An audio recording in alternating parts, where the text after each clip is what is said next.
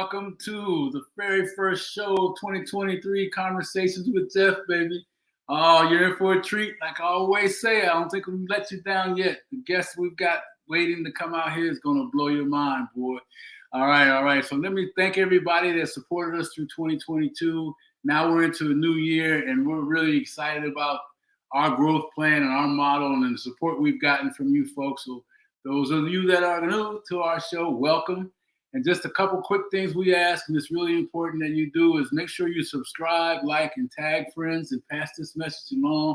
Drop your name and where you're from in the comments, and hey, give us some love on what you like, and give us some feedback on anything that we can do to continue to develop and bring a show to you that people love to hear.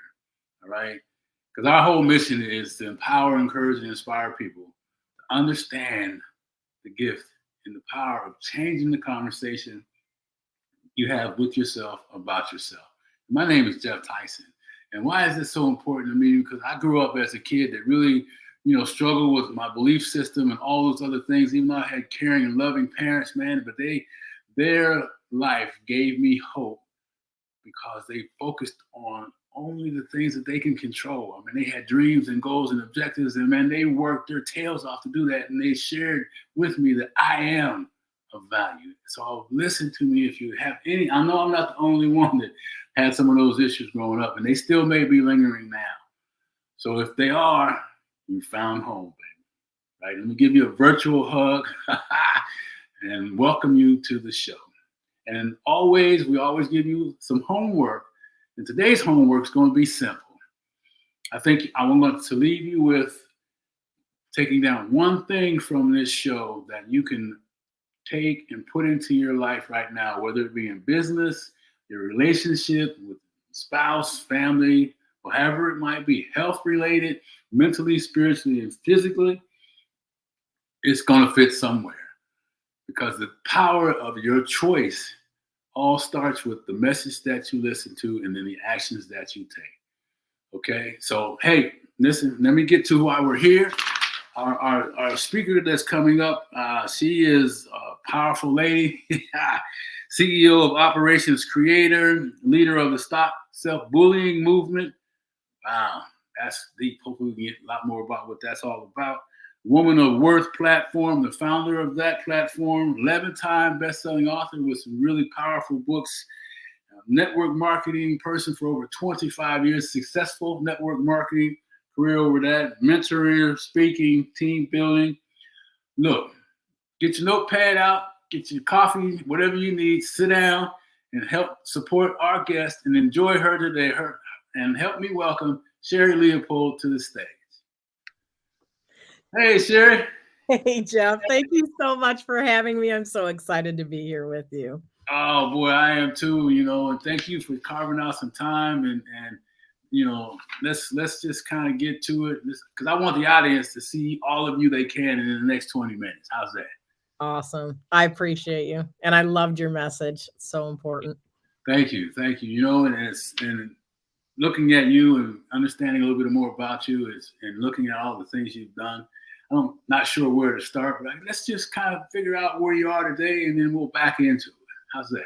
Sure. No worries. So I believe I am the person today because of all the things that I've been through. And one of the most important things I feel like I do today is truly sitting in a place of which I can empower people. I work a lot with women specifically, but my goal is to help you stand up and stand out as that unrepeatable miracle that you are. No qualifiers, not when I lose 20 pounds, when I find the perfect mate, when I get this job, when I get this project done, when I make 6 figures, when I do this. It's none of those things. It's exactly as you are at this precise moment that you are amazing. Yeah. And I wrote down the word qualifiers. Mm-hmm. It kind of goes back to how we started the show. What are you qualifying who you are each and every day, right? I mean, 100%. And I think people get stuck on that, right? Whether it's in relationships, whether it's in a work environment, whether you're an entrepreneur, we have these things and we set these benchmarks, if you will, that are like, well, if we get here, then this is this means I'm great or I'm good or whatever. But the reality is you're good the moment you start. And I do like to bring science into that equation, in that, when I'm saying an unrepeatable miracle, I'm not necessarily saying that from a religious standpoint. I'm saying it as an extraordinary one of a kind, because your DNA is not repeated anywhere else on this planet. In almost 8 billion people, there's not a single soul that's exactly like you. And that's on purpose, right? And which means your purpose, as it was designed for you, is yours and yours alone. And your message that you deliver to the world, whether it's through relationships or in a work environment, can only come out exactly as it's meant for you, from you. And that is the one of a kind uniqueness that you have. And when you realize and harness the power of that piece of information, that you are that unique, you can do just about anything you set your mind to.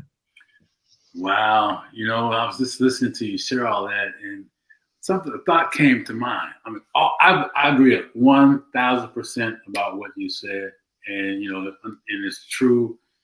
But what about that person out there that is so far away from that? Their life has just beat them up, and whatever it might be, financially, relationship, health. What can we say to those folks out there, Sherri, that they can experience the gift that we all have? I think it's that first step that you take, and I like to phrase it as minding your mind. And that's that step that you take, that you realize that everything in your life, business, relationship, whatever it is, your ability to make money, all begins with a choice. And I'm always heard as saying, choices create change. Change your choices, and your choices change. It's that one first step that you take towards anything. And that step is a choice, right? Yeah. So, in reference to your question, whatever it is that you want to do first, you can't do everything. That's part of where overwhelm will keep you like, I don't know where to start. I'm not happily married. I don't have a spouse. I don't have money. I don't have the best job. Like, dealing with all of it at one time is too much, right? You have to start with one thing and take one step, make one choice. And when you make that baby step and that first choice, you will then be presented with many other choices, because when you do something different happens. So like, I have all these things. People keep telling me I need to write a book. I need to write a book on like Sherri-isms, right? One of them is what I always say: when you do nothing, you get nothing. When you do something, you'll get something. And even if it's not what you wanted or exactly what you wanted, you'll have something to work with. Yeah. That's that one step. Pick something. Yeah. Is it that you want to find somebody that is a great partner? Well, you know what? If you just say, well, I would just like to be in love, that's not enough. That's not even making a choice. That's just making a wish. Yes. Right? If you really wanted to make a choice, you'd make a list of exactly what that person looked like, what they sounded like, how they made you feel, what they did to make you feel those ways. See, that's a small choice. Creating exactly what that person looks like, because here's the thing: when you know what it looks like, you'll know it when you see it. Wow. That's that one tiny step. Know what you're looking for, right? Yeah. Same with the job. If you're looking for a better job, what does a better job mean? Those are just words, right? Define that job, define what it is. You'll have a much greater odds of finding the thing that lights you up, right? Wow, and I wrote down be specific and then be bold, and from a spiritual perspective, have bold. You know what, Geoff? Why wouldn't you be bold? I started that out with saying you're 1 in 8 billion. What do you mean? You're bold just being. Like, own your power, right? Say, man, I'm amazing. I had no idea I was that special. Well, you are. You are that special. And because you're that special, you have the capability to be bold and take that step or a giant leap. I mean, nobody even said you had to take a baby step. You can to get started, but you might, jump off the roof instead, like that kind of leap. And that's okay too. You have to start somewhere. I believe that, action is everything. Mm. Mm. That's why I said do nothing, get nothing. Yeah. There's no surprise there. If you do nothing and you don't make any of those steps, that nothing new happens. Right. Inaction is an action. Right. And then, but some people say, well, I'm doing this and I'm doing that. And then, so what's your roadmap? They have fuzzy vision. Correct. Right? And they just spin their wheels. Yeah, in my book that I wrote, Self-Bullying, What to Do When the Bully Is You, I talk about the journey to success land. And success land, what I mean by that is when you set a goal or have a purpose or you want to reach something, there are road signs all the way along that journey, right? There are signs to tell you that you're going the right way. And I always say, when you pick that, this is the thing when you're talking about it being fuzzy, do you really know where you're going? Do you know the vehicle that you're going to use to get there? Do you have the people in your vehicle that you need to get successfully there, which are the mentors and the people who have gone that direction before, right? The people who can say, ooh, you might want to run that by me. That doesn't seem right. Who are going to give you the guidance, right? That's part of your GPS. Those people are part of your GPS in that plan. You're going to hit detours.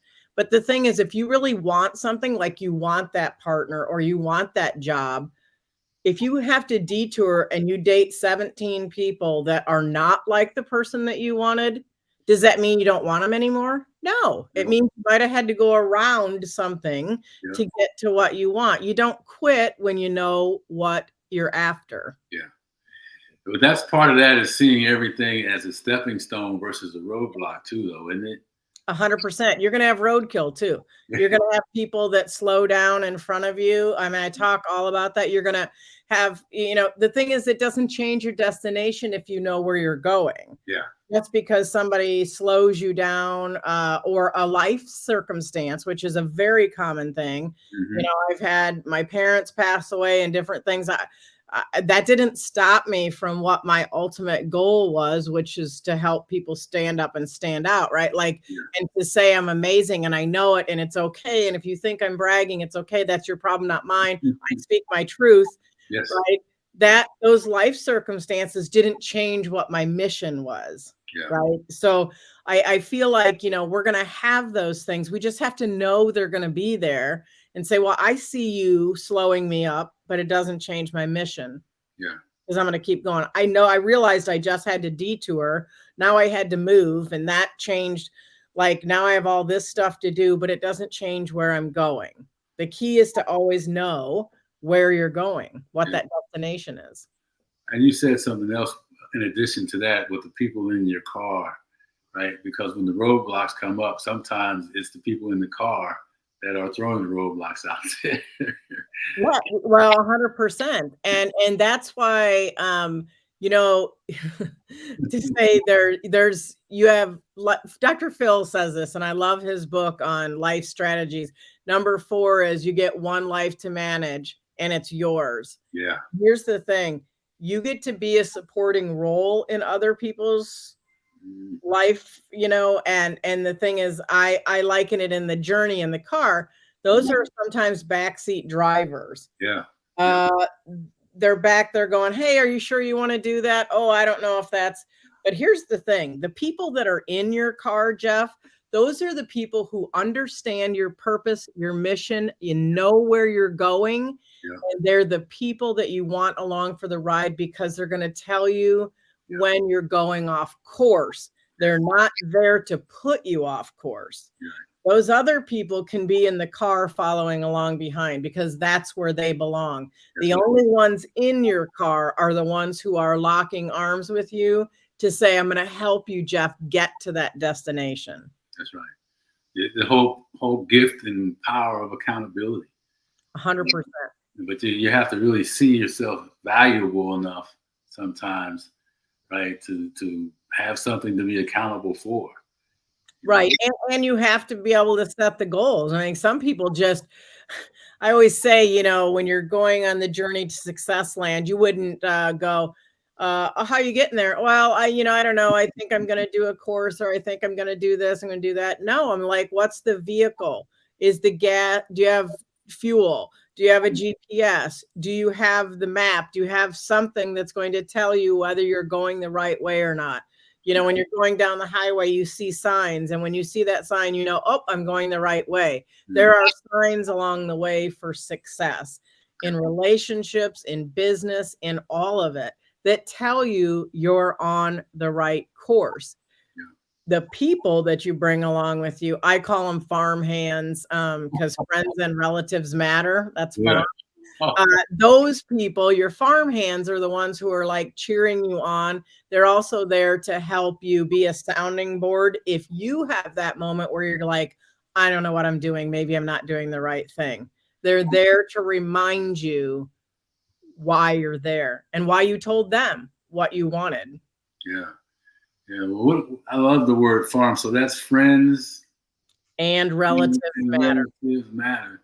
What about the relatives that are part of that are spouses or siblings, or have a really impact on how you see yourself day to day, your life? What do you do with those folks out there that are struggling in that space?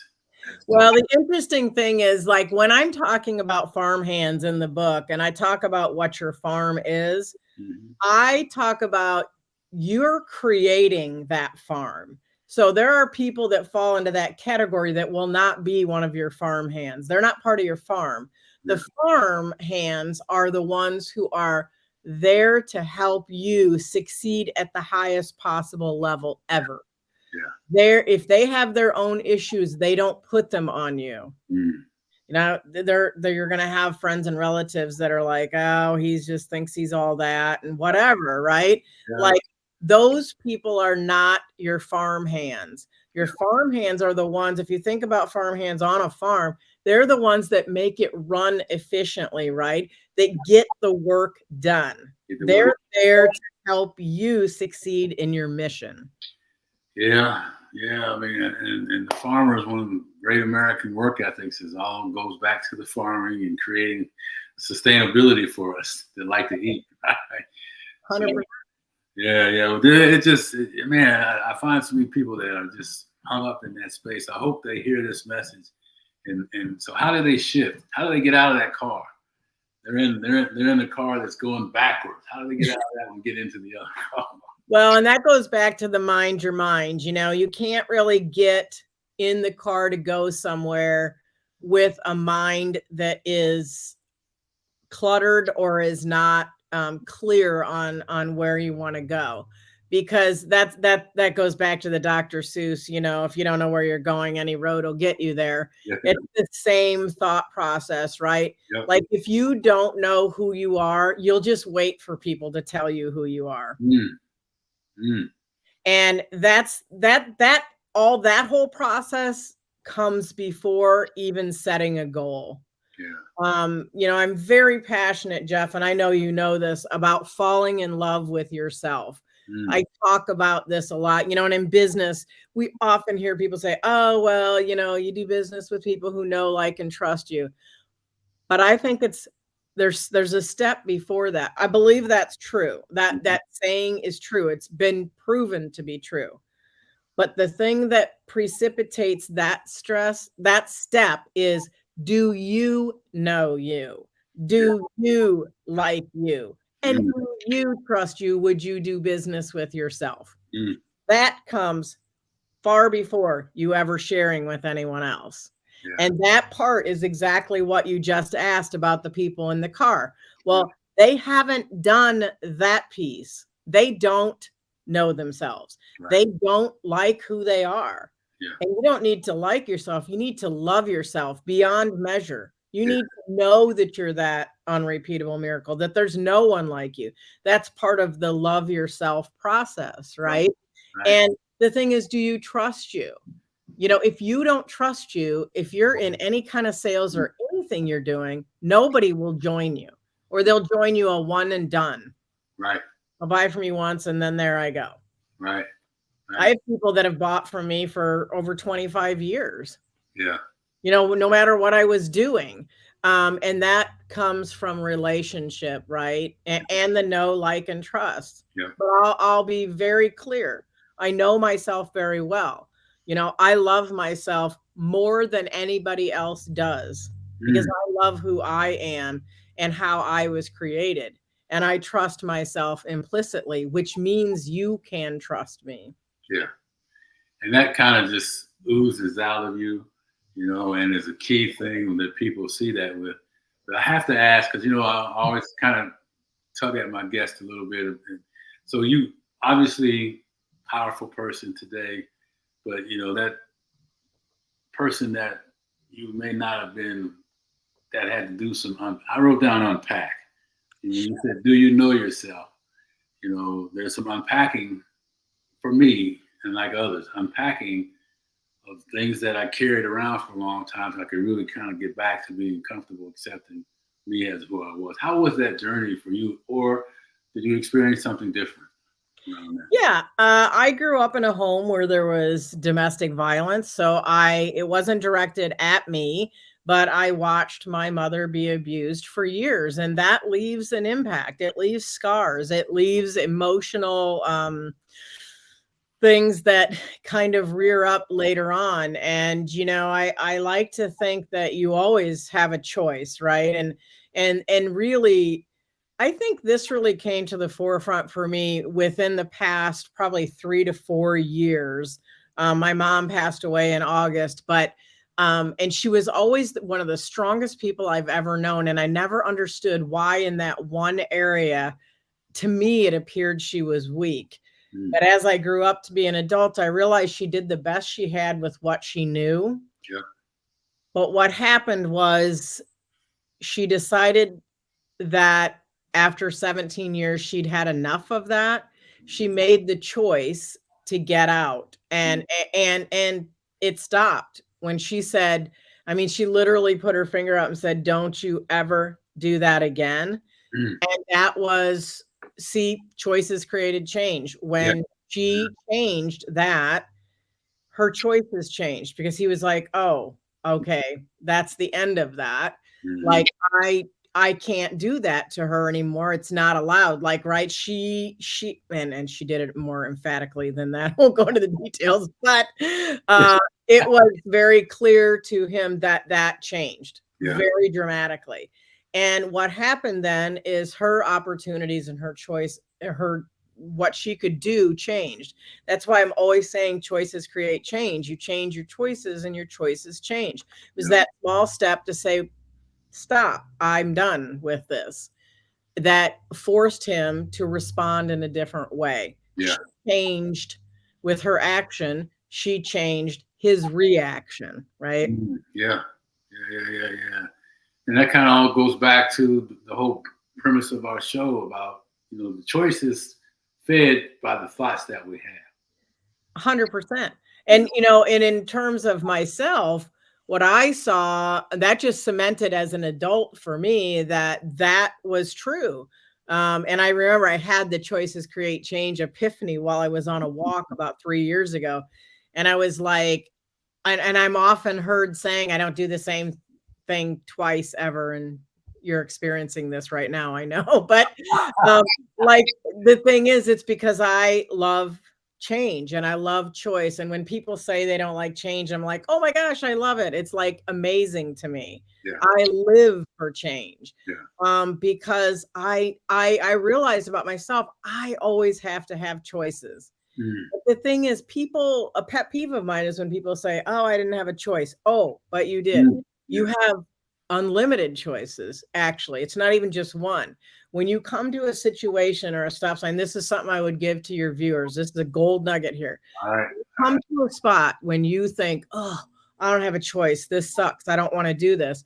Listen, I always say, maybe they seem like they're all crappy choices. One will be less crappy. Pick one, right? Yeah. Action is always rewarded, right? Yes. Make a choice. And here's the thing. If you go, oh, that was stupid, guess what? You have 1,000 other choices you get to make the next moment. Right. You Right. don't get to just make one. So, inaction is a choice. And then if you don't take action, you're stuck in reaction mode instead of action mode. You relinquish your power when you don't make a choice, because then you have to wait till something happens. It's Yeah. usually always not something good. And if it was not going to be good anyway, wouldn't you want to pick the crappy that most are prepared to deal with? Yeah. I mean, there's that part. So, what? Oh, Stand up and stand out. Choose, make the choice. yeah. Find out what's open to you, because when you do nothing, you get nothing. When you do something, you get something. And maybe it wasn't exactly what you wanted, but you have something to work with. Yeah. But you're still in the driver's seat. And that's the important part. You stayed in the power position. But you mentioned the driver's seat. But most people, and it's been proven, are not comfortable and don't really make decisions. Right. So how do you tell that person that's in that space that, the whole idea of making any kind of decision frightens them, let alone one that is, carries a bunch of baggage behind it? As we kind of wind down, what can you share about that? Because I know you have something for our viewers. Sure. I think that one of the things I would just encourage you to remember is that, when you mind your mind, meaning you're paying attention to your inner voice. I call inner voice Ivy, which happens to be my beautiful granddaughter's name. But I call her Ivy, and that's inner voice that runs on repeat. This is the thing I would tell every single person. When you're talking about choices, you're talking about what you're going to do for your life, your partner, this and that. Everything comes back to inner voice. What you say to yourself. Your voice is the loudest voice you'll ever hear. It's also the most important. And people say, oh, do you talk to yourself? Yeah, in my head. Listen, everybody talks to themselves in their head. It's how we're wired and how we're made. Yes. Guess what? The thing that most people forget, Geoff, is that voice running in your head is your voice. Yeah. When you reach up and grab hold and understand fundamentally that I control this voice, you become the one in charge. Yeah. You can choose to say something different. You can choose to change the narrative. You don't have to say, I'm broke. I've always been broke. You don't need, that's you repeating what somebody else said to you. Yeah. Some way. You know what? Grab Ivy and choke her and say, no, I am living abundantly. I am a money machine, whatever you're saying, right? Yes. That's that affirmation, but grab hold of it and never forget that you have control of the voice. You can stop it at any time. Your brain is like the computer chip in your computer, right? Like, your computer, if it's just sitting there, doesn't do anything until you start whacking on the keys. That's it. Or you push a button somehow. Yeah. Same with inner voice. Yeah. You have control. Be careful which program you run. Choose the program. Get rid of the viruses that are running, because that's literally what those programs are. They're fraught with viruses. Yes. And if you ever have a question, Geoff, I always think this is a really good tip. If you have a moment where you're thinking, oh, I suck, or I'm just not good at anything, or maybe I'm not cut out for this, or whatever you're running through in that void, in the inner voice, ask yourself, just write it out on a piece of paper. Number one, is it true? Yes. Is what I'm saying actually true? Yes. The other thing is, and this is Dr. Amen, I'm a licensed brain trainer with Dr. Amen, and this is one of the series of things that he goes through when you're having these kind of negative thoughts. He calls them ants, which I love, automatic negative thoughts, which we have a tendency to do, right? Yeah. But the thing is, asking yourself, is it true? But also asking yourself, will this matter in 5 or 10 years? Whatever it is you're saying to yourself. Yeah. And those are really important questions to ask yourself. A lot of times it's not true. Yeah. And if I don't do anything with this, what will happen? What's the outcome? Yeah. You Yeah. know, there's just there is a lot of ways to navigate those kinds of negative thoughts, but the number one thing is to grab it and go, I don't like it. I like to just take the whole thing like this, like I'm pulling it out, and I like throw it. I'll pitch it away. Yeah. I don't want that. That's not for me. And that's where you can come up with your own set of affirmations, your mantra, you know, that is personally designed for you.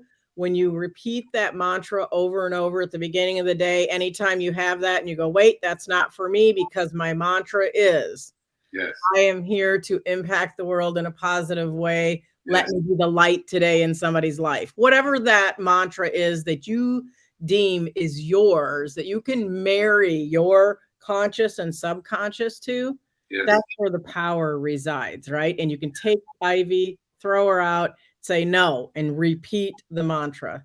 That's one of the ways that you can really start to get yourself off that negative center. You know, I'm sitting there listening to you, thinking about all the different times that, you know, when I'm really fighting and I'm in the car sometimes and I'm like, yeah, throwing them off my shoulder, right, putting the other one on the other side. And in an instant, my state changes. You know? 100%. And, you know, I encourage people to use anchor words too. Like maybe it's a word that when you say it is equal to, it means something to you. And maybe it's just a word you say over and over and over. It might be love, love, love, love, love, love, love, love. And why? Because you love yourself first. You love yourself enough to pattern interrupt that, Yeah. right? And to remind yourself that you are love, you love yourself, and when you love yourself, others can love you big. Yeah. Another one of my Sherryisms, you Another city. know, out love you, right? That's another one of my things. To the degree to which you love yourself will be the degree to which other people can love you. So if you're like, ooh, I can't stand myself, I hate myself. When people say things like that, I'm like, I know. I I can't know. even like you. I know. They can't like you because you don't like you. Yeah. You know, and that's a really important fundamental thing to get into first is that self-love. It's why it's so important. It will color everything in your life, your relationships, your work. You will be the person nobody wants to be partnered with at work. They won't want to sit with you at the lunch table, all those things. Yeah. Like you got to mind your mind and get yourself back on that I love me track. Yeah. And that, my friend, is where I think people that listen to you can certainly benefit from staying in touch and following you. How would we do that as we kind of wind down? Let us know, you know, how we can do that and maybe some upcoming things that you have that. Sure. So you can always find me on social media at Sherri Leopold, but you can connect with me at sherrileopold.com. That's one of the places where you'll always find everything I'm doing, whether I'm doing courses, or you can find out more about the Wow Warrior platform that I have with the magazine and the television show and the award program, all those things. Everything I do is based in self-love.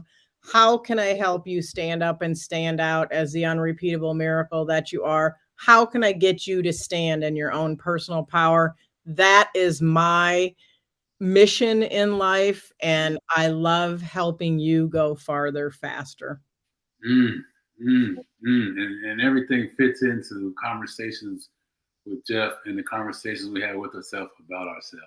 Yes. You know, so as we come to an end here, what parting words can you share with us that you haven't already? I mean, I got pages of notes once again. Well, you know what, Geoff, I think this is what I would leave you with is, you know, you're 1 in 8 billion in this planet. I want you to own that power, own that uniqueness. Remember that you are a one of a kind on this planet. Nobody can deliver a message like you can. Nobody can work like you can. Nobody can be a partner in a relationship like you can, because you are unique to yourself. 100%. Go be you, and go be you in love with you, because the world will fall open at your feet. Wow. Wow.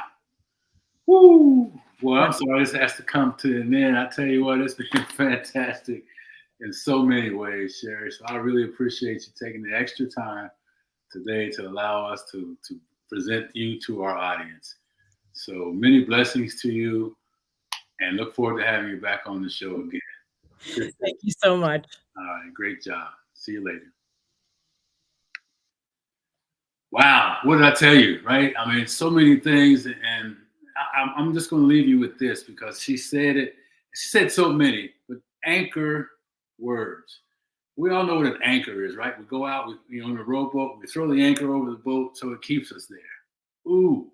So what words are you using that keep you stuck in the middle of opportunity, in the middle of new relationships, in the middle of health opportunities, business, all those things? What anchor are you using?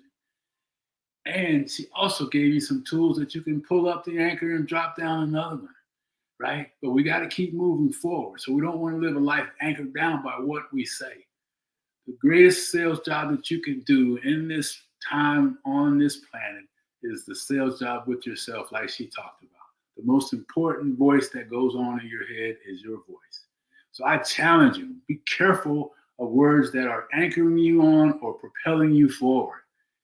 And listen to me when I say this as I wrap up. We're going to have some things going on this year that are going to help you stay inspired, stay empowered, so that you can really change the conversation you're having with yourself about yourself. So join us for a 20,000 member push where we can impact people all over the globe with your support. I ask you to share this show with 10 people that you know, and then ask them to share this show with 10 people that you know. And drop some love in here about our guests. I know she dropped some things in there that you can use right now today whenever you hear this message. So go be great. Don't drop the anchor. Pick it up, put it in the boat, baby. Put some air in your sails and change that conversation you're having with yourself about yourself. Stay tuned for the next show. We'll see you soon. Bye-bye.